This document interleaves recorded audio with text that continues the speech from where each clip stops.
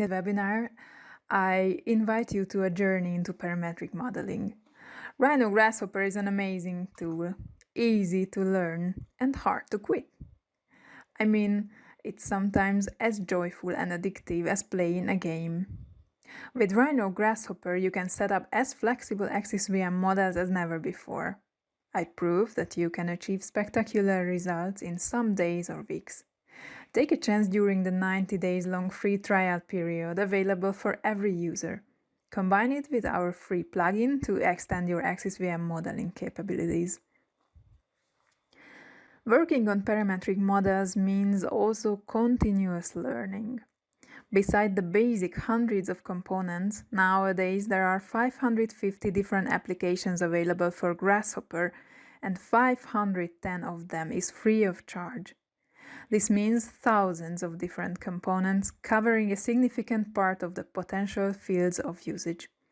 As architects, designers, managers, and many others can use Grasshopper in their projects, there are useful tools also for structural engineers. Parametric modeling gives space for your creativity, since there are huge amounts of correct solutions for each task. The solution you choose depends on your experience level, on the focus of the model you build, and on your future target.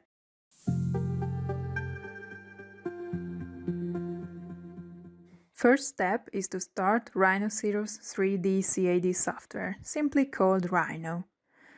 To start Grasshopper, the user has 3+1 possibilities. First, on the Standard tab, click the Grasshopper icon. Second, use the Tools menu Grasshopper menu point. Third, start to type Grasshopper into the Rhino command line and press Enter, then Grasshopper starts. There's also a trick. If you go to File menu and Properties, among the general settings, you can set the Grasshopper command to be run every time Rhino starts. This is the most comfortable solution. Grasshopper is completely integrated into Rhino. It is a visual programming language to design algorithms that perform actions inside Rhino environment. At the top of the Grasshopper window, you find the menu bar. Below the menu bar, there are 11 component palettes by default, and the tabs of the applications installed by the user appear also here.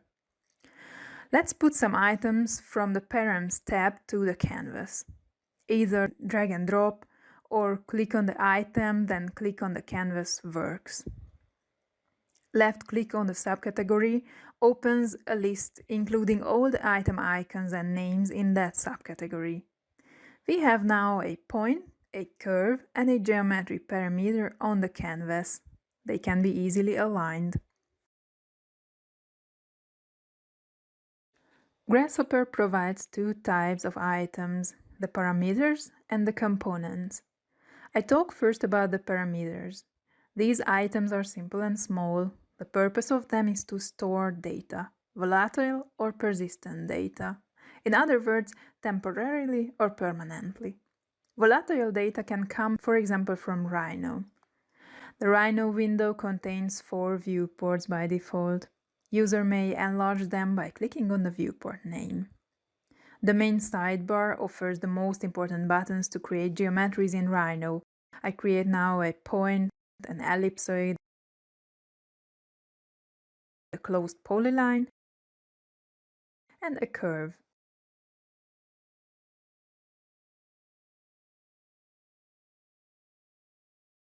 Look at the Grasshopper parameters. They have orange color. This means they are empty at the moment. Right-click on the point parameter, choose Select one point, click the point in Rhino. Then the color turns to gray, showing that the parameter contains some data. Let's do the same for the curve parameter. Notice that the geometry parameter can store many data types, point, line, curve, and so on, organized in a list. This example shows a significant piece of the power of Grasshopper, the flexibility. The implemented data handling and data conversions make Grasshopper highly user-friendly. If we click on an item, it becomes green. This is the color of the selected items. The data belonging to the item is highlighted with green in Rhino as well.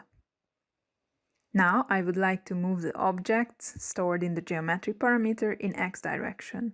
The distance between each of them is 10 mm, and I would like to create a series of 10, 20, 30, 40 mm as the magnitudes of the motions.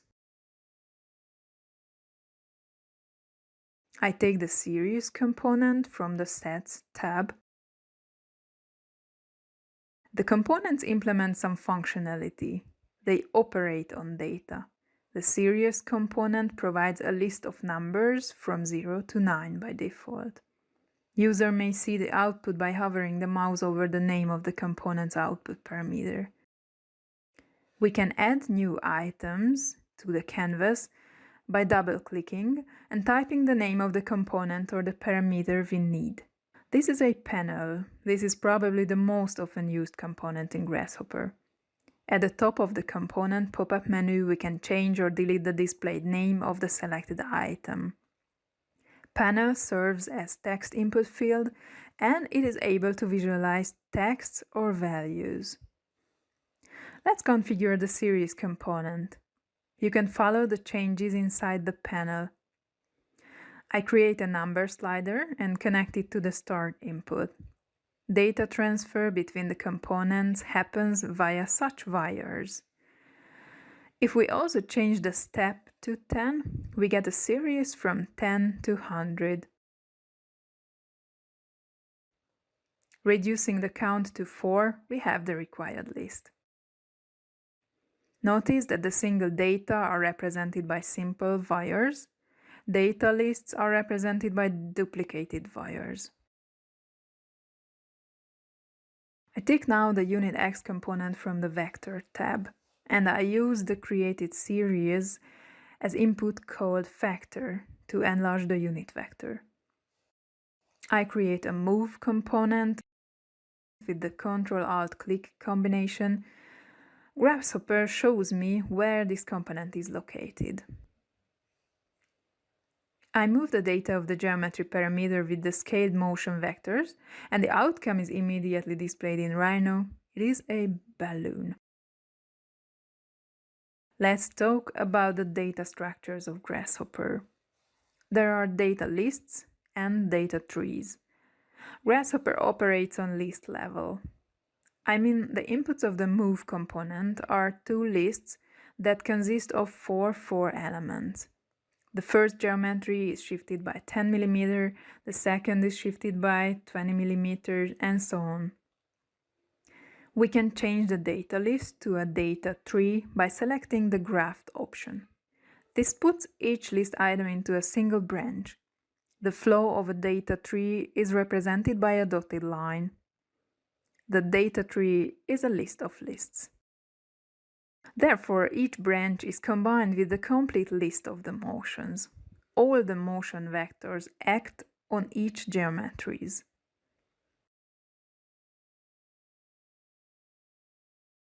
If we graphed the vector list, the combinations are clear again, and we have one single balloon. These operations put some zeros into the branch IDs that can be removed using the Simplify option.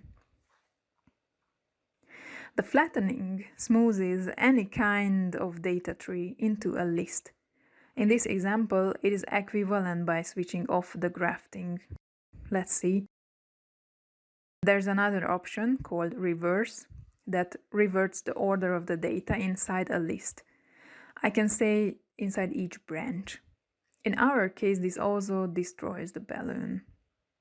We go back to the original state, and I show you one way to create multiple balloons. Using the linear array component from the Transform tab, the balloon geometry is copied, shifted, and pasted many times. With the count input parameter, we can specify how many copies we need. It always works to rename the number sliders, especially if there are many of them inside a script. Then we can publish them to the Remote Control panel. Opening the remote control panel, that is a great tool to control huge models, we see all the published sliders collected in a list. By moving the sliders, we can easily modify the numerical inputs of our model. Of course, the same can be done on the canvas as well.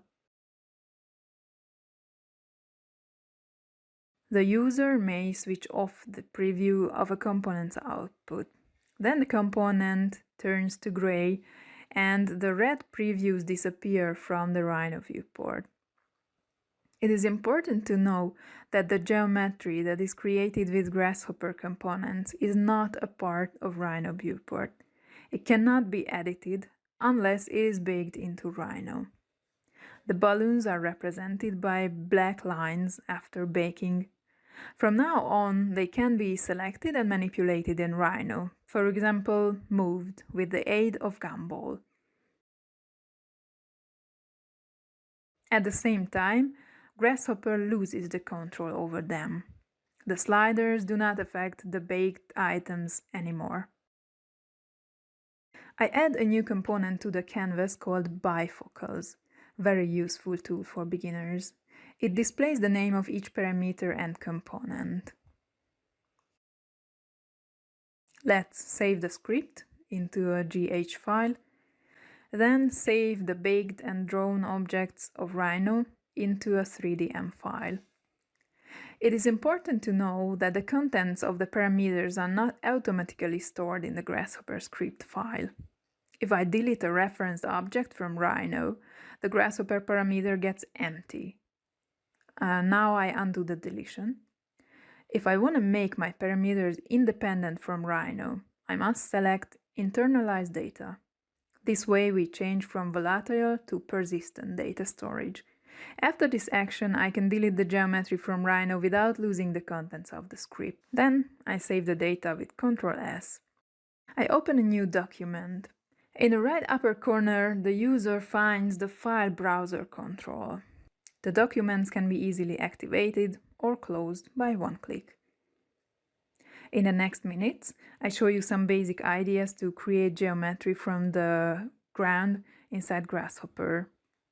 I put the bifocals on the canvas, then add a construct point component that immediately creates a point in the origin of the coordinate system by default. I create another point by copying the component and connecting an input value to the x and y coordinates. To draw a line between these points, I use them as input of a line component. If the slider moves, the position of the second node and therefore the length of the line is changing. This may become a beam element in AXISVM. I may group the related components together in order to be able to move them together along the canvas. Not only a panel can contain text, but there is another item for this purpose called Scribble that can be found in the Params category, Utils subcategory. Double-clicking on the text brings up the editor, and we can create huge informative labels very quickly. Now I copy all components and press the middle mouse button to open a visual pop-up menu. I disable the selected components. When a component is disabled, Grasshopper Solver doesn't perform any calculation or evaluation on them. The components get a gray color that is slightly different from the color code of the preview of state. To create a rectangle, I remove the line component and take the rectangle from 2 points component from the same subcategory. As soon as the rectangle component is put on the canvas, we see its default preview in Rhino. Notice that it's independent from the points I created earlier, although the origin is coincident with one corner point. We must use the points as inputs in order to force the rectangle to be drawn on them. Such a rectangle may serve as the contour of a domain as an input of the AXISVM domain component. Let's mesh this rectangular region. In order to create a surface over the rectangle, we need to explode the rectangle. Thus, we get the lists of its lines and vertices.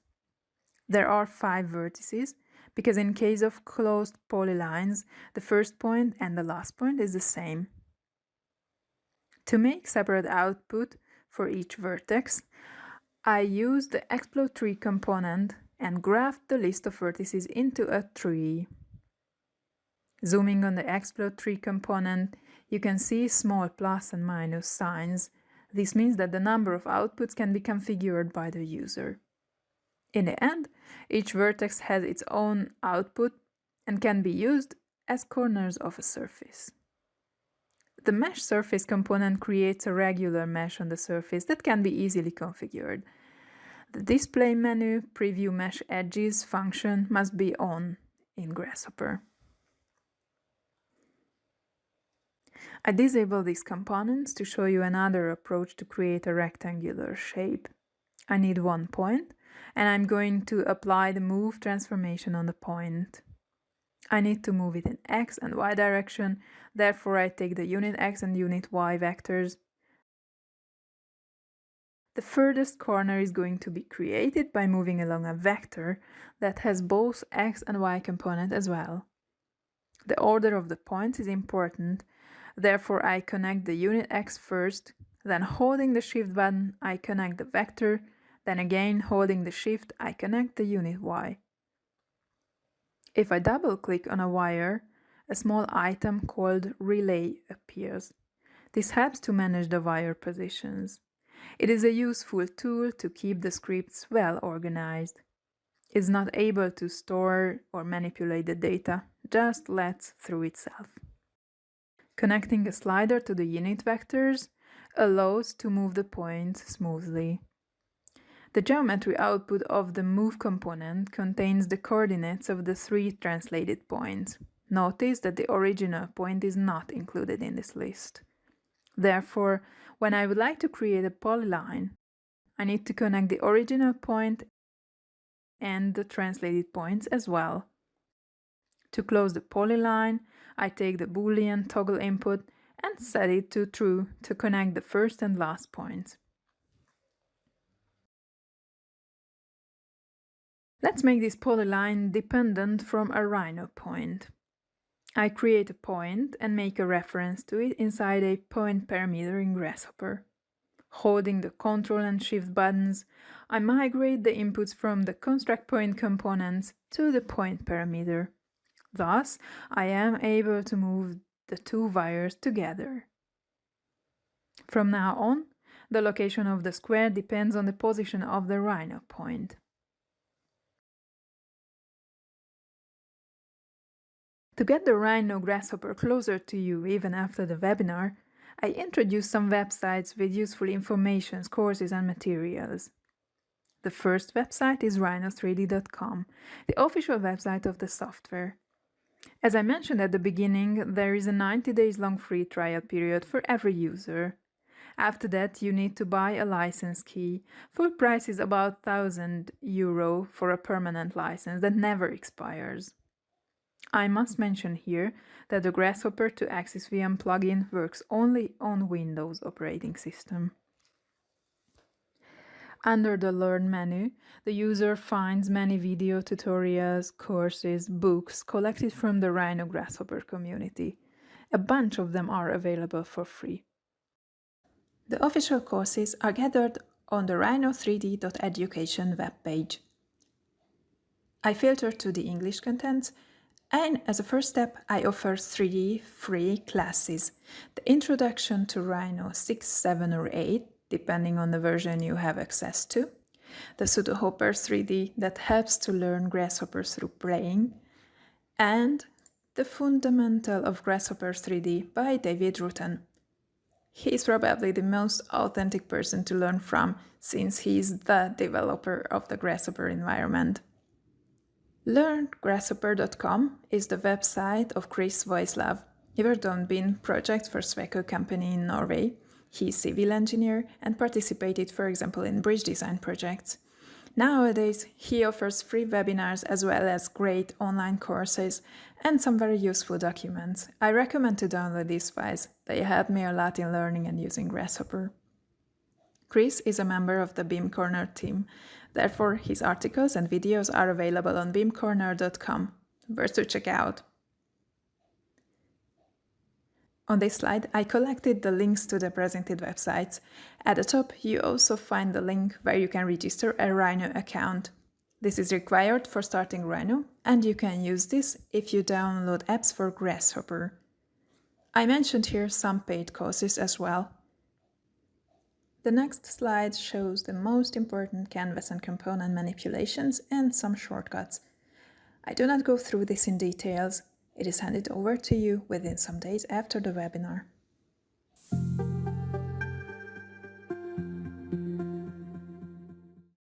In this section, I'm going to talk about the Grasshopper to AXISVM plugin.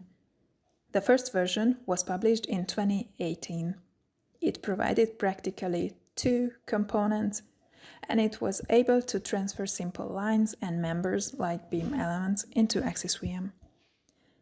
The next version, called v3.0, has already been able to send surface elements, domains, and set nodal supports in AXISVM.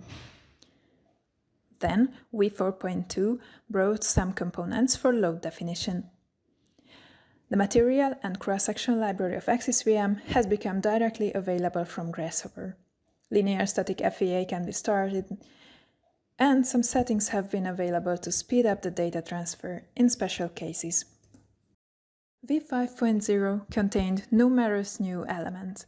Special domains, beam and releases, eccentricity, rigid elements, and so on can be set. Load definition possibilities are further developed.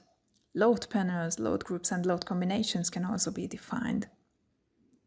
Later on, Grasshopper to AXISVM v6.0 made feasible to create parametric cross-sections, to choose or define axon panels, set up references, spring characteristics, and link elements. The load subcategory has been extended with fluid load, wind load, snow load, etc. An analysis control component has been developed to make feasible to set up and run static, vibration, buckling, and even seismic analysis. Creation of steel and timber design members has become possible. The latest version, called 7.0, offers components, for example, to create parametric cross-sections from section library elements, to control the result display settings of AXISVM, to import some results into Grasshopper, and to perform cross-section optimization. The plugin is developed using the C# programming language in .NET Framework 4.8 environment. It communicates with AXISVM via COM server, so-called API, Application Programming Interface. When we transfer data to AXISVM, hundreds of commands are executed in the background in a split of a second. The video illustrates what happens if we transfer some line elements and then some domains of a first-story reinforced concrete building. In order to download the latest public version, you need to visit foodforrhino.com. Here you can log in with your Rhino account to download apps. First, browse for AXISVM, open the search result. Below the description of the plugin, you can find and download the available materials.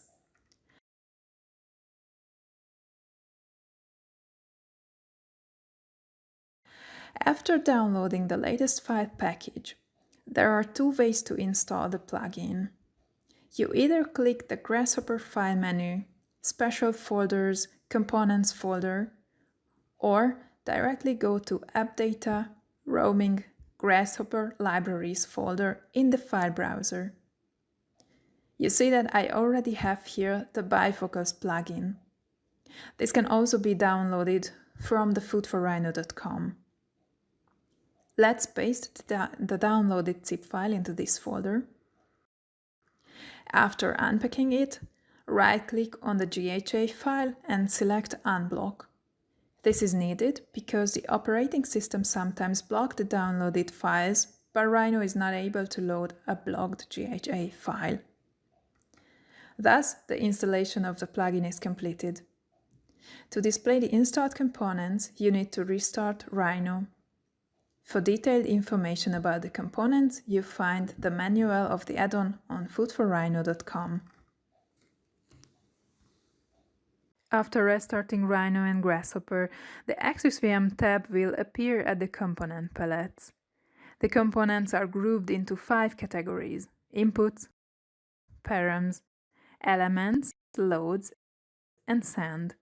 Input subcategory contains mostly value list components that provide drop-down menus filled with relevant data lists. These serve, for example, as input of a line, domain, or load definition. At the bottom of the list, there are the XYZ and XYZ components. These can collect, for example, the support stiffnesses, all load magnitudes in each direction. This way they serve as inputs for other components. For example, the distributed load definition for line elements requires the system and axis inputs. The icons appear if we hover the mouse over the name of the input parameters. The value list can also be added simply from the component pop-up menu, and they are immediately connected to the relevant input parameter. Go ahead to the most simple topic, the params subcategory. Let's take the cross-section parameter and cross-section component from the palettes. We need to double-click on the cross-section component icon to open the AXISVM cross-section library in a form. The cross-section parameter can optionally help to organize our script and collect the cross-sections into a list. If we compare the two panels, we see that the parameter doesn't manipulate the data. The components of the element subcategory contain functionality related to cross-section and material library, creation of nodes, line elements, surface elements, domains, supports, and some special items like edge hinge, spring, diaphragm, and so on. Practically, these components create the elements of the finite element model.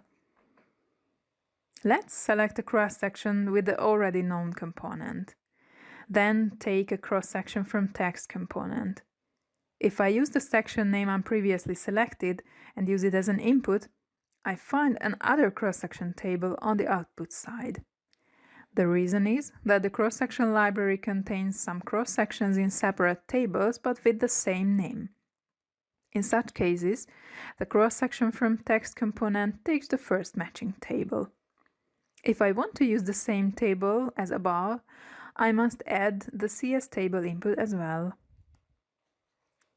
The third option to define a cross-section in Grasshopper is the usage of cross-section thick polygon component. It requires a closed polyline as input. Outer contour must have counterclockwise, and openings must have clockwise vertex order. We must give a name to the cross-section, and the cross-section process type may be selected. The thick cross-section will be added to the AXISVM model, but not to the cross-section library. Material component opens the material library form after double-click and stores the selected material. The material from text component works similar to the cross-section from text. If the given material name appears in more than one national design codes, the user must specify the national design code, otherwise the first occurrence is considered. Points or nodes can be created with a very simple component that requires just points as input.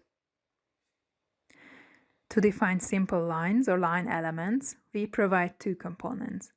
The basic component has lines, material, cross-section, and line type inputs. It can transfer simple lines, trusses, beams, and ribs.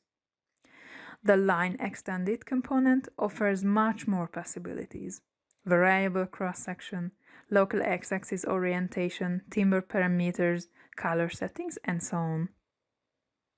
Here I show you a shortcut to make some magic. Alt and drag. It splits the canvas vertically. Tapping Alt again would change to horizontal split. It helps to gain some free space on the canvas if everything is full. To define beam end releases, the user needs to define a beam end release by selecting the release type and setting the release function index if necessary. Then, connect it to the appropriate degrees of freedom. The prepared AXISVM releases serve as start release and end release input for the line extended component. Line eccentricity component provides a wide range of eccentricity settings, including the eccentricity releases as well, that become available in X6R2 edition.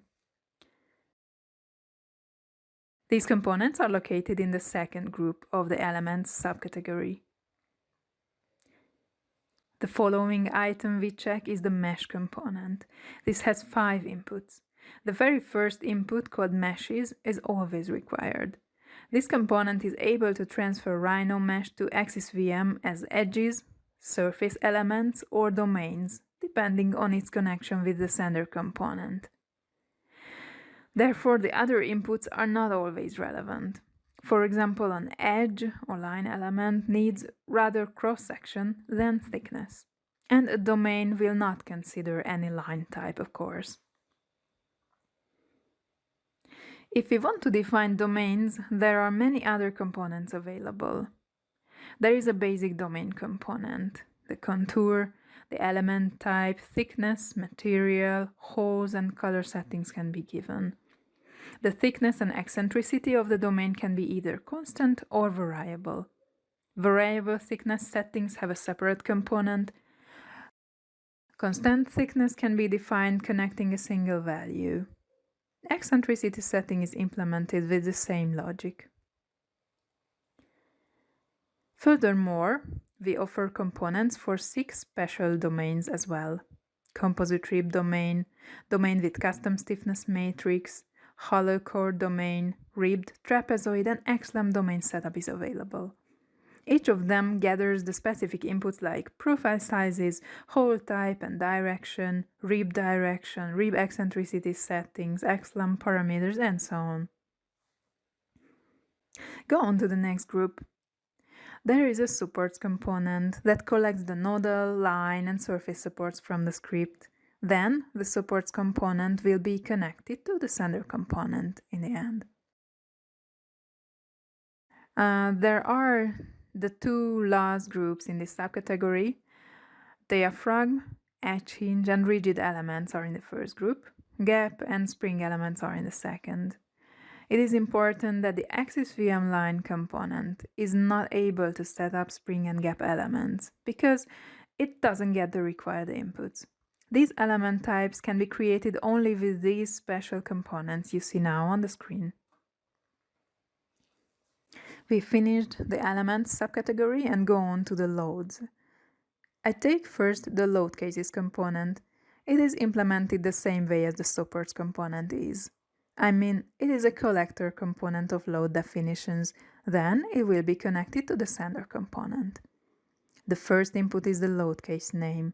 It is ST1 by default, but it can be changed, and then a new load case is created with the user-defined name in the AXISVM model. The load cases can be assigned to load groups and can be a part of load combinations considering user-defined factors as well. The nodal load component expects an AXISVM point as input. Note that Rhino point is not accepted because that's not able to have an AXISVM ID. At least one force or moment component must be non-zero in order to create a new nodal load. The distributed line load can be prepared with a basic and an extended component. The basic configuration is able to create a distributed force load in the chosen direction over a given section of the line element. The extended component can manage every force and moment components together, and trapezoid or rectangular load profile can also be created with it. Domain concentrated load. It expects the force and moment input via XYZ components. If one single value is connected instead of XYZ component, then all the 3 force components will be equal to that value. The distributed surface load is used for surface elements. It accepts AXISVM mesh input, nothing else. Next one is a distributed domain load component that can be used to define a distributed load over a complete domain in one selected direction with a given constant intensity. The domain area load component is the complex variant of this. It can apply the load either over the complete domain or just over a closed polyline inside the domain. 3 reference points can be given in order to consider a linear distribution. But if the point 1, 2, 3 input is empty, the intensities do not represent a linear distribution anymore, but they are applied in x, y, and z direction. The domain polyline load is dedicated to set up loads along a polyline in the domain. Every force and moment component can be defined for the start and end point of the polyline. There is a component to create load panels from line elements, surface elements, or domains. Concentrated load, distributed load, and polyline load can be applied on these load panels. Self-weight component has 3 XMesh inputs that will be renamed in the released plugin. These inputs distinguish between mesh edge, surface, and domain. Thermal load may be applied on line element, mesh, or domain. For line element, the direction of temperature variation must also be selected from amongst local Y and Z axis. We reached the last subcategory. This contains 2 components, settings and Grasshopper to AXISVM, also called sender component. The settings is the first mandatory input of the sender component. To open a completely new AXISVM window, we need to set the new input to true. To open an existing AXS file, the new input must be false and the file path needs to get a valid input. AXISVM windows need to be closed always by the user, since the models may be wanted to be edited after closing the Grasshopper script. During data transfer, the default process is to clean up the AXISVM model and resend all the data after any change. In case of complex models, this might be time-consuming. Therefore, the settings component offers some options for special cases to support the user. Just point coordinates can be used to speed up the data transfer to AXISVM if just the node coordinates change and the relations and properties remain all the same. Send only properties function is valuable if we have a huge model and the geometry remains unchanged, but we need to update thickness, line type, release type, or other properties of the elements that have no influence on the geometry itself. There are 3 more useful options that can be activated on demand by setting them to true. Check double removes the duplicated nodes and lines if there's any in the model. Intersect lines activates the intersect functionality of AXISVM if it's not automatically on. The last option is to decide whether we would like to start a linear static finite element analysis on the transferred model. Sender component collects all types of elements and loads that can be transferred, from points to load cases. The items that are not connected to the sender component will not be transferred to AXISVM. The sender component has one output called error. We need to connect a panel in order to display the error messages in case they occur. For example, if I use the AXISVM line component, it sends simple lines by default. When I set the line type to truss, it immediately sends error messages because material and cross-section input is missing. Therefore, the trussed element type cannot be set.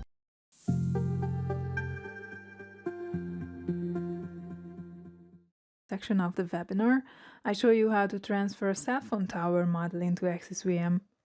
This is a typical example where the Grasshopper script is a powerful tool for structural engineers. Setting some dimensions as parameters and figuring out an algorithm for cross-section assignment More customers can be easily satisfied quickly on the basis of the same Grasshopper script. The tower consists of two types of segments, and I'm going to consider the self-weight and some wind load in separate load cases. The parameters I chose are the segment height and count in the parallel and in the conical sections, the base width, and the width of the parallel section. At some angle, the diagonal beams of segment type number 1 would be too long and weak. Therefore, the segment type is automatically changed from type number 1 to type number 2 at a given limit. The following considerations have been done during modeling. The grid is continuous in the consecutive segments, thus the diagonal beams meet in a common node. The beams must be grouped for cross-section assignment and to set beam end releases. I am not going to show you how the geometry is created, because there are many different good solutions. I can decide whether I create the parametric segment and I distribute it, or I build the model in a way that I have immediately the required beam groups. Do I create the geometry inside Grasshopper, or I draw it in Rhino, then scale, shift and rotate it? Decisions have to be made based on the aim of the modeling and personal preference and experience. Last but not least, the algorithm for cross-section assignment needs to be figured out. I made some simplifications compared to the reference model I had. I used 11 cross-sections in the model. I decided to split the tower to A, B, C, D, E, F sections, and I defined the assignment separately for each section, for each beam. As going along the tower upwards, the beam cross-sections are smaller and smaller. Take a short look at the Grasshopper script. It starts with many number sliders as inputs. Then the points of the tower legs are generated. The angle of the diagonal beams is calculated for each segment in order to find the location where the segment type needs to be changed. In the end, the segments are grouped into list A and B based on the required segment type. Then the beams of each segment are created.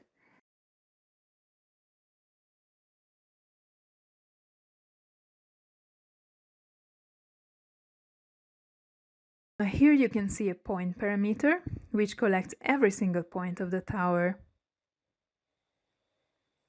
Except of the tower legs, every beam needs beam end releases.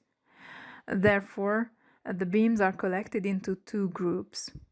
The endpoint component creates a data tree from separate inputs, using them as branches. The indices of the endpoint component grow from 0 to 10 in order to easily match the 11 different cross-sections I use in the model. First of all, I generate and fill the 11 cross-section components based on the list in the panel.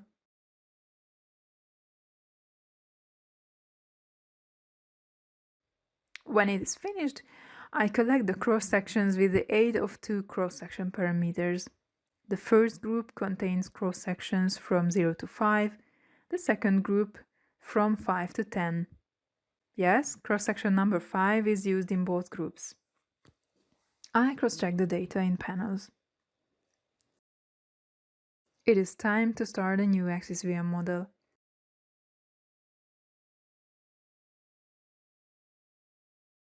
I reorganized the windows to show Rhino, Grasshopper and AXISVM parallel. Let's transfer first the tower legs to AXISVM. I put an AXISVM line component onto the canvas and connect the appropriate lines as an input. Notice that this doesn't send anything to AXISVM because it is not connected to the sender component. Then I select the material and connect the second cross-section group. I take the line type value list and select beam. Notice that the line's input is a data tree. The cross-section input is a data list. We can visualize this with param viewer components. Our target is to assign different cross-sections to each line group, or more accurately, to each branch.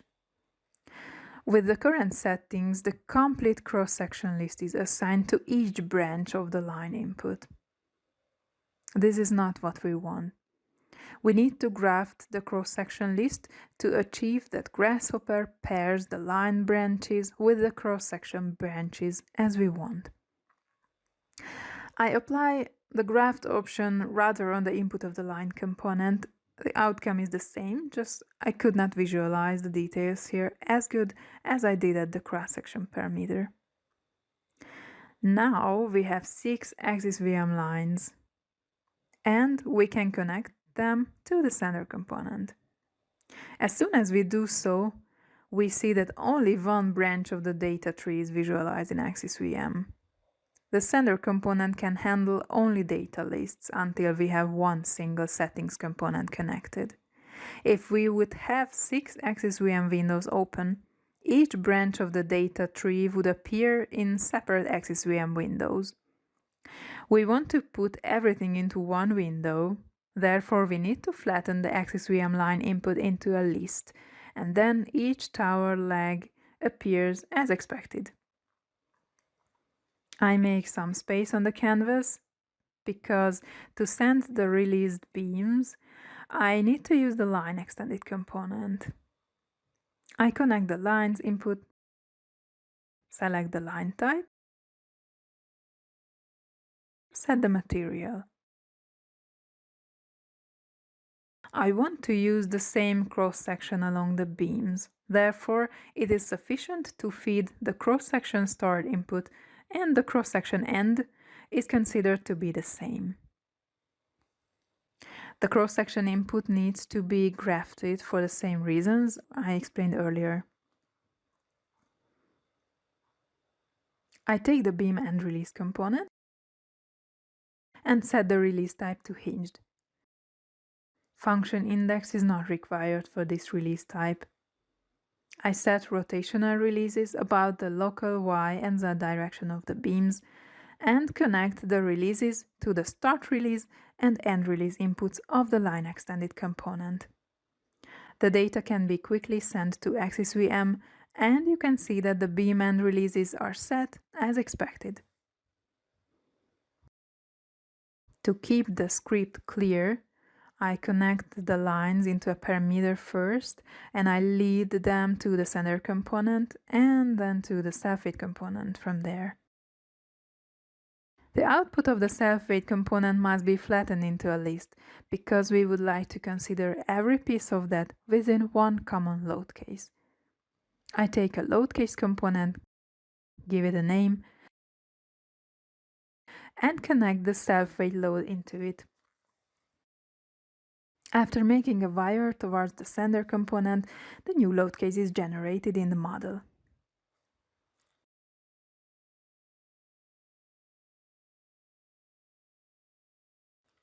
The nodal supports and the wind load are still missing.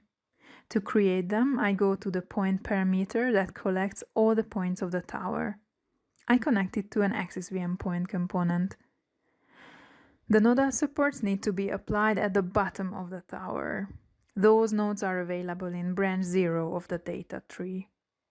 Using the split tree component and mask 0, it is possible to separate the nodes we need from the rest.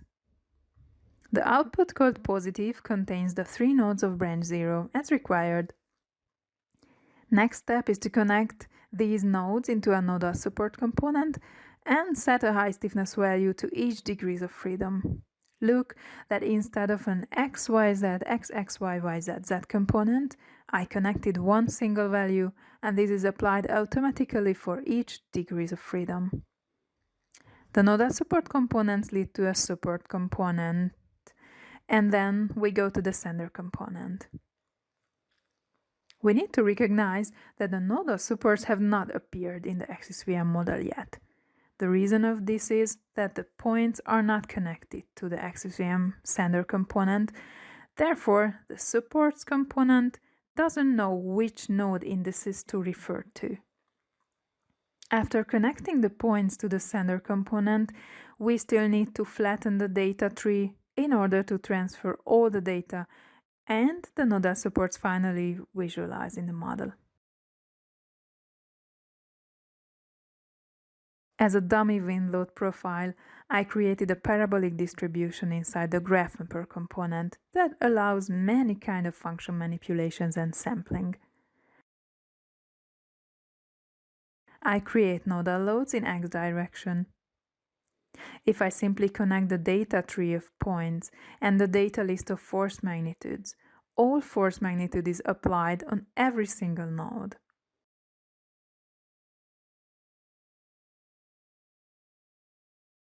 To change this, I graphed the data list of forces.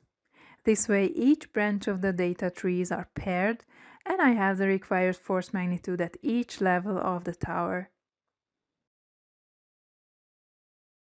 I need to create a load case, give it a name, and flatten the nodal loads to a list. Then connect it to the sender component. And the new load case is available in the model. I would like to highlight that although more than one inputs are connected there, the load case's input doesn't need flattening in this case, because the two single inputs are organized into a list and not to a data tree. To summarize the main steps of the process, here's a list for you. We need to open AXISVM, define all important properties of the line elements, in this case, material, cross-section, beam and releases. Nodal supports need to be set up, and nodes need to be transferred as well. The loads must be applied within load cases. I presented the usage of the self-weight and nodal load components. Last option in the list is to start a linear static FE analysis. First, I'm going to activate the intersect lines options because at the segment type number 2, there is one intersection that is not implemented in the Grasshopper script yet. Then run analysis must be also true. I need to save the model, then the analysis runs through. Automatic optimization is not yet available from Grasshopper, but after the completion of an analysis, the user can visualize, evaluate, and process the results and may start further simulations. Today you learn the basics of a software that is more and more often used by engineers because inside Grasshopper anyone is able to implement algorithms and parameterization without having to learn any programming language. The flexibility of Grasshopper makes feasible to model even the most complex shapes with moderate effort. The engineers may need some creativity and courage at the beginning to choose a repetitive task in which they could really try to involve Grasshopper. If they find a potential application with well-chosen parameters and clever modeling that keeps the model cohesive, they can spare a lot of time in the future by reusing the scripts in upcoming similar projects. I guess so that based on the webinar, you will manage to use the components of the Grasshopper to AXISVM plugin. The components require more or less the same inputs as the AXISVM user interface forms, so probably most of them will be clear for you. I hope you enjoyed the presentation, and you can hardly wait to download Rhino and our plugin to try yourself in parametric modeling. Thank you for your attention.